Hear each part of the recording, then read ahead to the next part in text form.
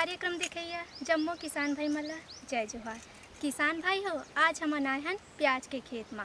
प्याज के आधुनिक और वैज्ञानिक खेती कैसे करे जाते आवा जानकारी लेते हैं।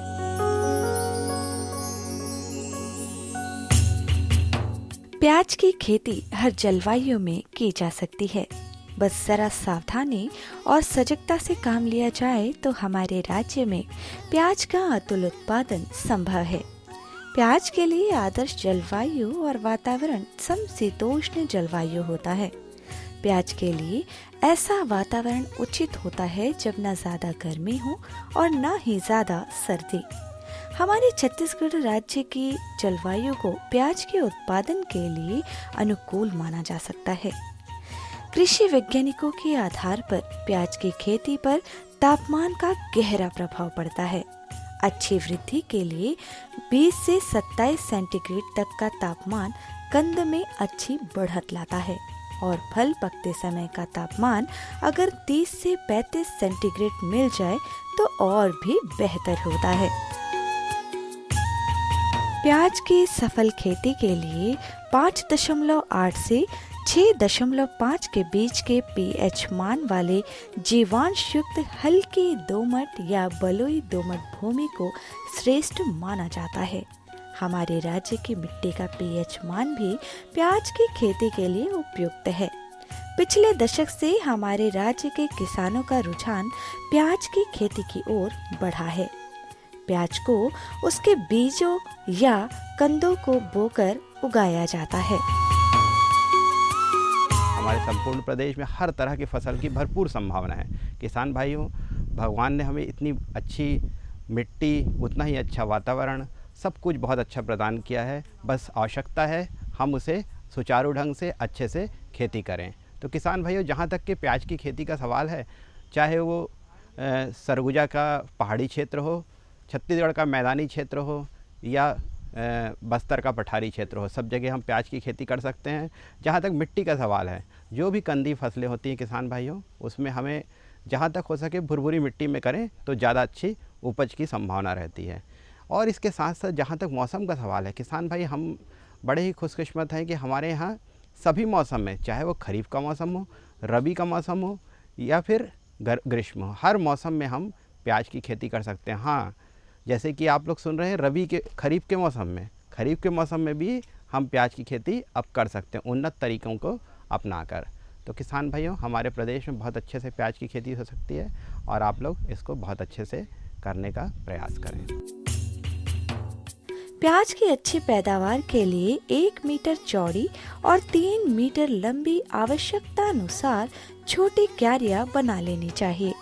बीज बोने से पहले 1 किलोग्राम अमोनिया सल्फेट और पर्याप्त मात्रा में गोबर की खाद प्रति 40 वर्ग मीटर के हिसाब से डालकर मिट्टी में भली भांति मिला देनी चाहिए। प्रत्येक 2 क्यारियों के बीच 30 सेंटीमीटर की जगह छोड़ देनी चाहिए। बीज बोने से पहले कैप्टॉन या एग्रोसन GN नामक दवा से उपचारित करना चाहिए। तैयार की गई क्यारियों में 5 से 6 सेंटीमीटर की दूरी पर 1.25 सेंटीमीटर गहरे बो दें। फिर उन्हें घास फूस से ढक देना चाहिए। जैसे किसान भाइयों जानते हैं, मिट्टी की तैयारी तो सबसे पहले आवश्यक है। अच्छी मिट्टी की तैयारी होगी तो फसल भी अच्छी होगी।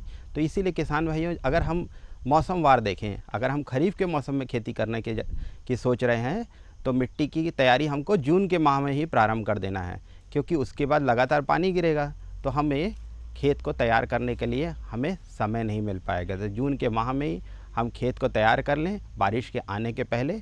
और ये करीब करीब हम ऐसा कोशिश करें कि ज़मीन से 1 से 1.5 फीट ऊंची क्यारी बना लें ताकि किसी भी तरह से पानी भराव की समस्या ना हो। अब बात रहती है, किसान भाई अक्सर पूछते हैं कि कितनी लंबी क्यारी बनाएं, तो ये आपकी सुविधा के ऊपर निर्भर करता है। पानी का भराव ना रखे, करीब करीब 3 से 4 मीटर लंबी क्यारी बनाएं और बीच बीच में पानी के निकलने के लिए भी स्थान प्रदान कर दें। तो किसान भाइयों, जून के माह में हमको पहले से ही खेत तैयार कर लेना है।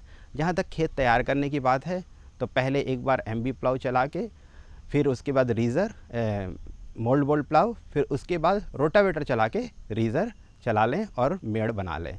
तो किसान भाइयों ये खरीफ की बात है। अगर इसी तरह से हमको रबी में प्याज की खेती करनी है तो उस समय भी खेत तैयार कर लें। हाँ, इस समय हमें अलग से बेड बनाने की आवश्यकता नहीं पड़ेगी, क्योंकि रबी के मौसम में किसान भाई जैसे जानते हैं हमारे प्रदेश में इतनी ज़्यादा वर्षा की या पूरे भारतवर्ष में अत्यधिक वर्षा की बात नहीं रहती है। तो इस समय हमें सामान्य प्लेन ज़मीन में हमको प्याज हम क्यारी बना के लगाएं। प्याज के खेती में जल प्रबंधन के भी बड़ा महत्व है।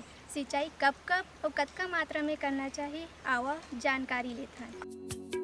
प्याज की अच्छी पैदावार के लिए रोपाई के बाद तुरंत सिंचाई किया जाना आवश्यक होता है।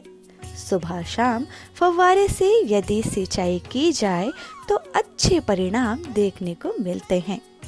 रबी के प्याज के लिए समय समय पर 10 से 12 सिंचाई की दरकार होती है। गर्मी में 1 सप्ताह के अंतराल में और जाड़े में 15 दिनों के अंतराल में सिंचाई देनी चाहिए। और ये भी ध्यान रखना चाहिए कि खेत में नमी बनी रहे, अन्यथा उपज में इसका बुरा प्रभाव पड़ता है। रबी की फसल में जब पत्ते पीले होने लगे तो 15 दिन के बीच सिंचाई रोक देनी चाहिए। रबी के प्याज के लिए समय समय पर 10 से 12 सिंचाई की दरकार होती है। गर्मी में 1 सप्ताह के अंतराल में और जाड़े में 15 दिन के अंतराल में सिंचाई देनी चाहिए। और ये भी ध्यान रखना चाहिए कि खेत में नमी बनी रहे, अन्यथा उपज में इसका बुरा प्रभाव पड़ता है। रबी की फसल में जब पत्ते पीले होने लगे तो 15 दिन के लिए सिंचाई रोक देनी चाहिए, जिससे शीर्ष पत्ती सूख पाए और खुदाई करके उपज निकाली जा सके। आजकल पानी बहुत कीमती है। पानी का ज़्यादा हमको उपयोग भी नहीं करना है, लेकिन कम भी नहीं करना है, जिससे कि पौधे के विकास अवरुद्ध हो। तो किसान भाइयों ये कोशिश करें कि पौधा लगाने के तुरंत बाद एक पहला पानी हमको देना आवश्यक है। और अगर टपक सिंचाई की व्यवस्था है अपने पास तो 4 कतारों के बीच में 2 कतार सिंचाई के टपक सिंचाई की नालियों की व्यवस्था करें। मतलब कि एक टपक सिंचाई की नली के पीछे 2 कतार हम प्याज की लगा सकते हैं। तो इससे हमें अतिरिक्त पानी की भी बचत होगी। साथ ही साथ जो खाद पानी देना है वो भी इसके माध्यम से दे सकते हैं। लेकिन अगर पानी अपने बहाव पद्धति से पानी लगा रहे हैं तो पहला पानी हमें तुरंत उपरांत लगाने के देना है, या तो पहले से मिट्टी को गीला करके उसको जब वो चलने लायक हो जाए तब लगाएं। तो उचित ये रहता है कि लगाने के तुरंत बाद अपन पानी लगा दें। उसके बाद 10 से 15 दिन के अंतराल में रबी के मौसम में, जबकि खरीफ के मौसम में तो हमें वैसे ही अतिरिक्त पानी निकलने की व्यवस्था करनी है। लेकिन कभी बहुत सूखा पड़ जाए, बीच में कभी कभी ऐसा अंतराल आ जाता है कि पानी 10, 15, 20 दिन तक नहीं आता, धूप भी तेज़ रहती है खरीफ के मौसम में, तो इस दौरान हमें पानी लगाना पड़ सकता है। बाकी हमें रबी के मौसम में ही पानी की व्यवस्था करनी है 10 से 15 दिन के अंतराल में।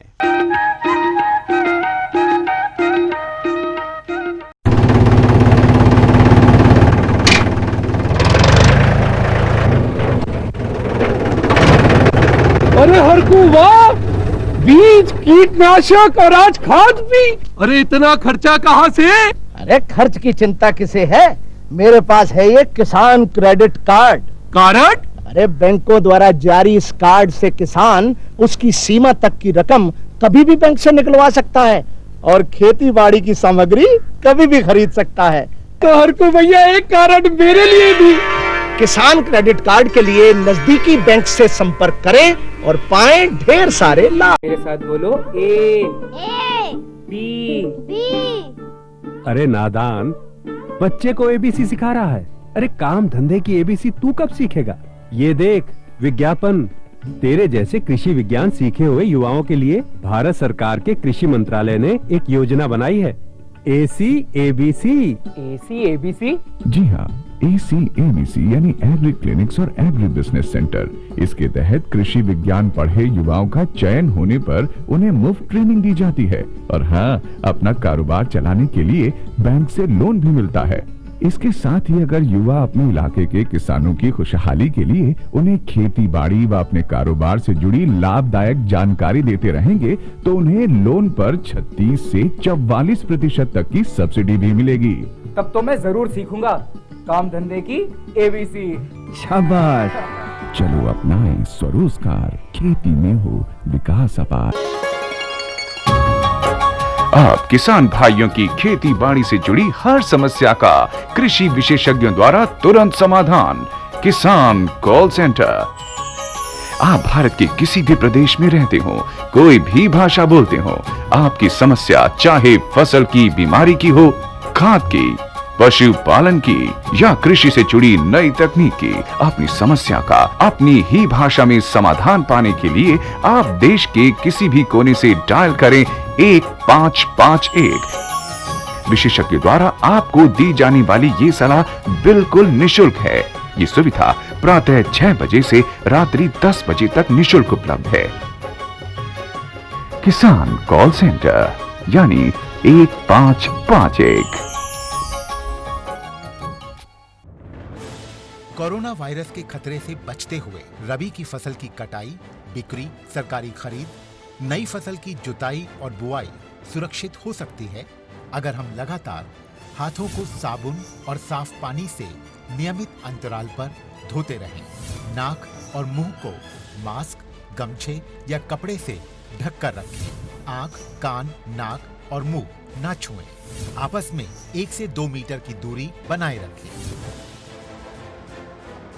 इस समय रबी फसल की कटाई का काम भी जारी है। केंद्र सरकार और राज्य सरकारें मिलकर प्रयास कर रही हैं कि किसानों को कम से कम दिक्कत हो। कटाई करते समय खेत की एक पट्टी पर एक-एक श्रमिक ही काम करें। फसल को छोटे छोटे ढेरों में इकट्ठा करें। हर ढेर पर 1 या 2 श्रमिक ही काम करें। हाथ के औजारों को दिन में 3 बार साबुन और पानी से धोएं। एक दूसरे के साथ औजारों की अदला बदली न करें। खाने पीने के अपने बर्तनों का इस्तेमाल करें। एक दूसरे के बर्तन प्रयोग न करें। हर रोज धुले हुए साफ कपड़े पहनें। श्रमिकों के शौचालयों और हाथ धोने की जगह की ठीक से सफाई जरूरी है। थ्रेशिंग के दौरान भी इन सभी बातों का ध्यान रखें। जहां थ्रेशिंग का काम चल रहा हो उसके आसपास थूके नहीं। फसल के दाने मिट्टी या जमीन के संपर्क में न आए। फसल उत्पाद को घर में रखने से पहले 48 घंटे तक धूप में रखें। कंबाइन, हार्वेस्टर, थ्रेशर, जुताई और बुआई की मशीनों को इस्तेमाल से पहले साफ करना और संक्रमण मुक्त करना जरूरी है। मशीनों के इस्तेमाल से पहले और इस्तेमाल के बाद हाथ साबुन से साफ करें। वाहनों, बोरियों, थैलियों और पैकिंग के दूसरे सामान की साफ सफाई पर भी खास ध्यान रखें और संक्रमण मुक्त रखें। फसल को वाहनों में चढ़ाना हो, बिक्री केंद्र तक पहुंचाना हो, बिक्री और खरीद के दौरान और नई फसल की जुताई तथा बुआई के समय साफ हाथ, मास्क का इस्तेमाल और एक दूसरे से 4 से 6 फुट की दूरी जरूरी है। खरीद केंद्र पर आने से पहले श्रमिकों की जांच। खरीद केंद्र पर भीड़ ना हो इसलिए पंजीकृत किसानों को वाहनों के अनुमति पत्र के साथ एसएमएस के जरिए निश्चित समय पर बारी बारी से बुलाया जाए। गोदामों पर खरीदी हुई फसल को लेने में शीघ्रता करें ताकि श्रमिकों को रुकना ना पड़े।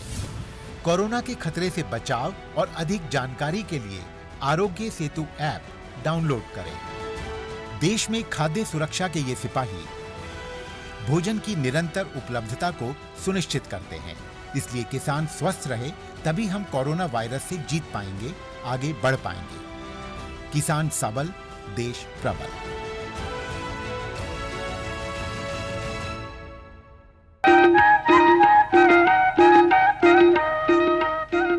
प्याज की खेती में खाद प्रबंधन के भी बड़ा महत्व है। खाद कब कब और कतका मात्रा में डालना चाहिए, आवा जानकारी लेते हैं। कृषि वैज्ञानिकों और जानकारों के अनुसार प्याज की खेती के लिए 300 से 350 क्विंटल अच्छी सड़ी गोबर की खाद प्रति हेक्टेयर की दर से प्रक्षेत्र में प्रक्षेत्र तैयार के समय ही मिला देना चाहिए। इसके साथ नाइट्रोजन 80 किलोग्राम, फास्फोरस 50 किलोग्राम और पोटाश 80 किलोग्राम प्रति हेक्टेयर की आवश्यकता पड़ती है। पोटाश और फास्फोरस की पूरी मात्रा और नाइट्रोजन की आधे की मात्रा खेत की अंतिम तैयारी के समय रुपाई के साथ भूमि में मिला देना चाहिए। शेष आधी नाइट्रोजन 2 बार में पहला रोपाई के 30 दिनों के बाद और दूसरा 45 दिनों के बाद छिड़काव करें। प्याज की फसल में खरपतवार को निकालना आवश्यक होता है, अन्यथा उपज काफी प्रभावित होती है। इसको नियंत्रित करने के लिए रोपाई के पूर्व 2 किलोग्राम बासालीन प्रति हेक्टेयर की दर से भूमि में छिड़ककर मिला देना चाहिए और 45 दिनों के बाद एक निराई करके खरपतवारों को नियंत्रित किया जाना चाहिए। चौड़ी पत्ती वालों खरपतवारों को नियंत्रित करने के लिए 2.5 किलोग्राम टेनोरॉन प्रति हेक्टेयर की दर से 800 लीटर पानी में मिलाकर रोपाई के 20 से 25 दिनों के बाद छिड़काव किया जाना अनुशंसित है। किसान भाइयों, आजकल की तो सबसे महत्वपूर्ण समस्या है खरपतवार की। खरपतवार की समस्या इसलिए भी महत्वपूर्ण हो जाती है क्योंकि खरपतवार नियंत्रण करने के लिए मज़दूरों की या कामगारों की ज़्यादा आवश्यकता पड़ती है। तो किसान भाई, अगर हम खरीफ के मौसम में खेती कर रहे हैं तो ये कर सकते हैं कि जो रासायनिक खरपतवार नाशक है जैसे पेंडिमेथिलीन है, ऑक्सीफ्लोरोफेन है, इसका प्रयोग कर सकते हैं करीब 1.25 लीटर प्रति हेक्टेयर की दर से या 0.2% घोल विलियन बना के स्प्रे करके। तो इसको लगाने के तुरंत उपरांत हमें ये खरपतवार नाशी को प्रयोग करना है और इससे करीब 30 से 40 दिन तक हमारे को खेत में निदा से नियंत्रण मिलता है। किसान भाइयों, साथ ही साथ एक चीज़ और ध्यान रखना है कि अगर हम 30 से 35 दिन के बाद इसमें गुड़ाई की प्रक्रिया करते हैं, इस गुड़ाई की प्रक्रिया करने से सामान्य तौर पे खरपतवार वैसे ही निकल जाते हैं और करीब करीब 60 दिन के बाद फसल इतनी बड़ी हो जाती है कि उसमें किसी भी तरह से खरपतवार का आक्रमण नहीं हो पाता है। किसान भाइयों, यह एक देखें कि हमेशा 30 से 40 दिन के अंतराल में 30 से 40 दिन के दौरान हमें गुड़ाई की प्रक्रिया कर लेनी है, क्योंकि इसको देरी करने से कई बार प्याज की जो कंदों की गुणवत्ता है उसमें गिरावट आती है। जैसे कि कंद दुबने हो जाते हैं या कंद की जो शेप है वो प्रॉपर नहीं रह पाता। इसीलिए कोशिश करें कि 30 से 40 दिन के अंदर ही गुड़ाई कर दें। और जो खाद की मात्रा थी करीब 75 किलो नाइट्रोजन प्रति हेक्टेयर, 60 किलो फास्फोरस और 80 किलो पोटाश, ये करीब जो देना था, इसमें से जो नाइट्रोजन की आधी मात्रा थी वो इसी गुड़ाई के दौरान हमें खेत में दे देना है। और इसकी गुड़ाई करने के बाद करीब 2 से 3 दिन के बाद हवा लग जाए खेत में, मिट्टी को फिर पानी लगा देना है। तो फिर खेत में जो हमारे पौधे हैं वो और लहलहा के बड़े हो जाएंगे और अच्छी उपज देंगे। किसान भाई हो, प्याज की खेती में रोग राई लगे के भी डर रही थी। ये रोग राई से बचे के लिए कौन से दवाई के छिड़काव करना चाहिए, आओ जानकारी लेते हैं। प्याज की फसल में पाया जाने वाला बैंगनी धब्बा रोग सबसे प्रमुख रोग होता है। इस रोग में पत्तियों पर आरंभ में पीले से सफेद धंसे हुए धब्बे बनते हैं, जिनके बीच का भाग बैंगनी रंग का होता है। ये रोग तीव्रता से बढ़ता है और पत्तियों से फैलकर बीज स्तंभों में पहुंच जाता है। इस रोग के कुप्रभाव से शल्क कंदों का विकलन हो जाता है और प्याज का भंडारण करना कठिन हो जाता है, क्योंकि इस दरमियान प्याज अत्यधिक मात्रा में गलने लगता है। ये रोग अल्टरनेरिया पोरेई नामक फफूंद से उत्पन्न होता है। ये रोग प्याज की रोपाई के लगभग 1 माह पश्चात ही दिखाई देने लगते हैं। इस रोग की इस आरंभिक अवस्था में ही कोई फफूंदनाशक दवा जैसे कॉपर ऑक्सीक्लोराइड या वैज्ञानिक विधि से इस्तेमाल करके इस रोग से निजात पाई जा सकती है। बैंगनी धब्बा रोग से बचने का एक और भी आसान मगर कारगर उपाय ये होता है कि पैदावार के लिए सहनशील किस्मों का ही चुनाव करना चाहिए, जैसे नासिक 53, एग्रीफाउंड लाइट रेड या आर्का कल्याण।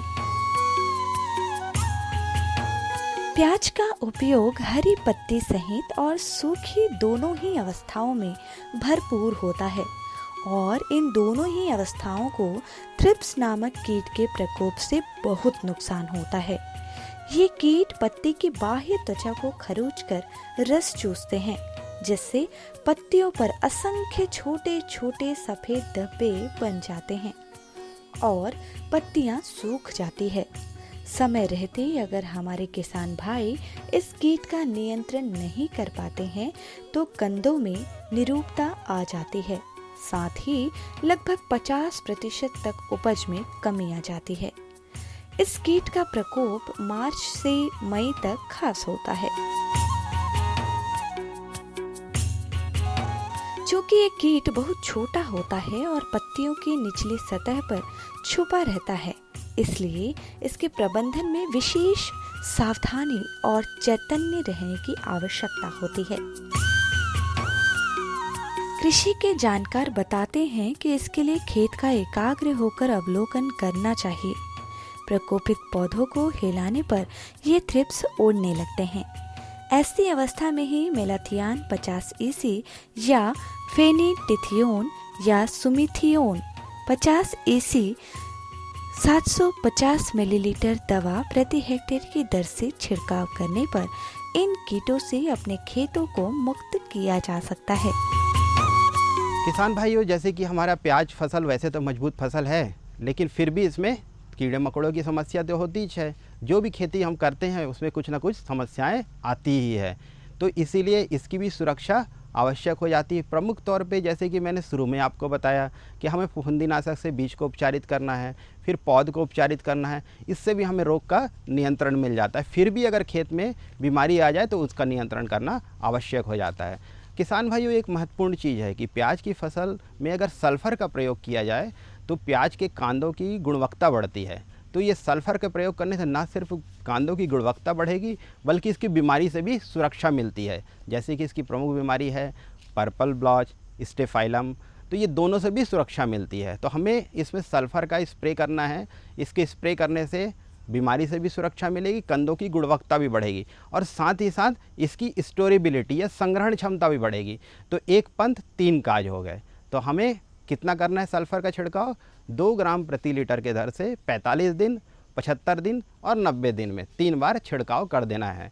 और अगर इसके बाद भी अगर बीमारी आ जाती है तो हमको डाइथेन M45 का 2 ग्राम प्रति लीटर की दर से छिड़काव करना है। और इसी तरह से कीड़े की प्रकोप की अगर बात करें तो मुख्य तौर पे हमारे क्षेत्र में थ्रिप्स नामक कीट की समस्या होती है। सामान्य तौर पे किसान भाई देखेंगे कि थ्रिप्स कीड़ा दिन के समय जैसे ही उजाला हो जाता है फिर हमको ज़्यादा दिखता नहीं है, या तो सुबह के समय बहुत अर्ली मॉर्निंग अगर हम देखेंगे तो कीड़ों के थोड़ी बहुत चहलकदमी दिखेगी। बहुत बारीक कीड़े रहते हैं, किसी सफ़ेद पेज या काले पेज के ऊपर जैसे पौधे की पत्तियों को पटकने से कुछ बारीक बारीक कीड़े चलते हुए दिखेंगे, या फिर पत्तियों पे हल्की हल्की सफ़ेद दाने की तरह घिसा हुआ दिखेगा, मतलब वो कीड़ों के द्वारा संक्रमित है वो खेत। तो इसमें इमिडाक्लोप्रिड की दवा के छिड़काव करेंगे, ये आधा ml प्रति लीटर की दर से। तो ये कीट से भी हमको सुरक्षा मिल जाएगी और बढ़िया उपज होगी। प्याज उत्पादित होने के बाद इसका भंडारण बहुत ही आसान होता है। प्याज को काफी दिनों तक सुरक्षित रखा जा सकता है। भंडारण की आधुनिक और सिफारिश तकनीक इस तरह से की जानी चाहिए कि सूखे कंद यानी प्याज की पत्तियों को एक सतह तक सुखाएं।